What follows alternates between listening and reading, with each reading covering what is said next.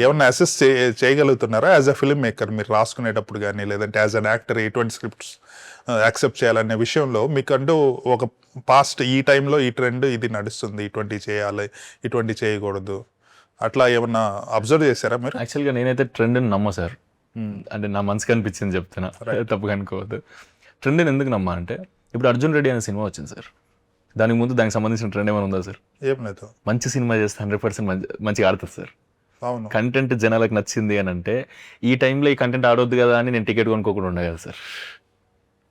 సింపుల్గా sir. But అన్ని డిఫరెంట్గా ఉండాలి. డెఫినెట్ మంచిగా ఉంది అని అంటే 100% చూస్తాను సార్. ఇప్పుడు హారర్ థ్రిల్లర్ నేను కాంచనా లాంటిది చేసిన, హారర్ కమ్ కామెడీ బ్యూటిఫుల్గా. ఇప్పుడు ఫుల్ లవ్ స్టోరీస్ ట్రెండ్లో రిలీజ్ చేసిన సార్ కాంచనా సినిమా.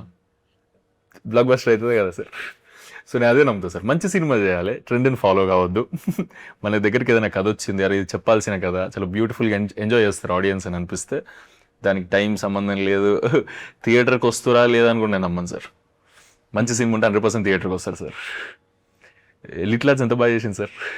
అవును, బ్యూటిఫుల్గా వచ్చింది కదా. నేను అదే నమ్ముతా సార్. మంచి సినిమా జనాలకు నచ్చేలాగా పోర్ట్రే అయ్యింది, క్యాప్చర్ అయ్యింది అని అంటే వాళ్ళు ఎంటర్టైన్మెంట్ కోరుకుంటారు కదా సార్.